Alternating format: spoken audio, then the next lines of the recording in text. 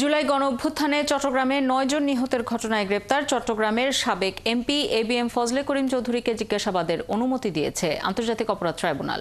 আগামী ১৬ এপ্রিল তদন্ত সংস্থার হেফাজতে নিয়ে তাকে জিজ্ঞাসাবাদ করা হবে। মঙ্গলবার শুনানি শেষে এই আদেশ দেয় ট্রাইব্যুনাল। এর আগে সকালে জুলাই আগস্টে গণহত্যার অভিযোগে করিম চৌধুরী এবং চট্টগ্রামের যুবলীগ নেতা মোহাম্মদ ফিরোজকে আন্তর্জাতিক অপরাধ ট্রাইব্যুনালে হাজির করা হয়।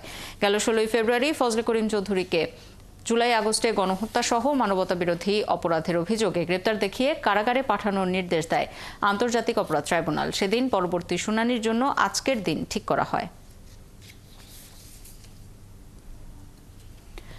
আন্তর্জাতিক অপরাধ ট্রাইব্যুনালে হাজির করা হয়েছে ফজলে করিম চৌধুরীকে। সেখানে আছেন সহকর্মী সৈকত সাদিক। আরো খবর নিয়ে যুক্ত হচ্ছেন তিনি। সৈকত, জিজ্ঞাসাবাদের অনুমতি দিয়ে ট্রাইব্যুনাল আর কি বলেছে?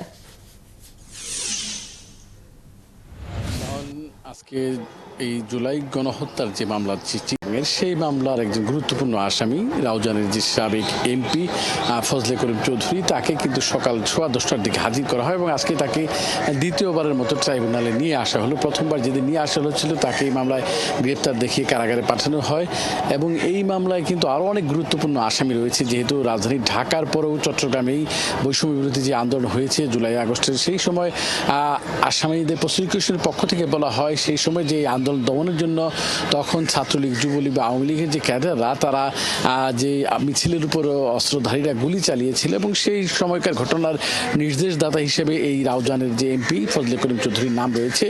এবং এছাড়া তো সেই সময়কার যে অন্যান্য আসামি, তার মধ্যে আজকে ফিরোজকেও আজকে আদালতে হাজির করা হয়েছিল। আজকে প্রথমবারের মতো ফিরোজকে হাজির করা হয়েছিল এবং প্রসিকিউশনের পক্ষ থেকে বলা হয় এই ফিরোজই তখন অস্ত্র দিয়ে এই মিছিলে গুলি করে, তার হাতে অস্ত্র ছিল এবং তিনি অস্ত্র সরবরাহ করেছে। এই ফিরোজকে আজকে কারাগারে পাঠানো হয়েছে। আর এই ফজলে করিম চৌধুরী, তার পক্ষে কিন্তু আজকে 3টি আবেদন প্রসিকিউশনের পক্ষ থেকে করা হয়েছিল। তাকে একদিনে জিজ্ঞাসাবাদের করার অনুমতি দেবেন 16 এপ্রিল যে জিজ্ঞাসাবাদের সময় দেওয়া হয়েছে এবং তার পক্ষে যে জামিন আবেদনটা ডিভিশনের পক্ষ থেকে করা হয়েছে সেটা 20 এপ্রিল নির্ধারণ করা হয়েছে। আরেকটা বিষয় জানিয়ে রাখি যে সাভারের যে মামলাটা রয়েছে, সাভারে যে 6 জন ছাত্র জনতাকে গুলি হত্যার পরে লাশ পোড়ানো হয়েছিল, সেই মামলারও তদন্ত দেওয়া হবে এবং সেই মামলায় আরও 3 জন যে পুলিশ কর্মকর্তা বরখাস্ত হয়েছে তাদের গ্রেপ্তার দেখানোর জন্য আবেদন করা হলে আদালত তা মঞ্জুর করে এবং আগামী 15 এপ্রিল তাদেরকে এই সাভারের মামলায় গ্রেপ্তার দেখানো হবে। সব মিলিয়ে আজকে ছিল আদালতে এই কার্যক্রম। এই হচ্ছে আজকে ট্রাইব্যুনালের খবর। রাখতে থাকুন সৈকত সাদিক। প্রয়োজনে ফিরবো পরবর্তী সংবাদ সংযোগে আপনার কাছে।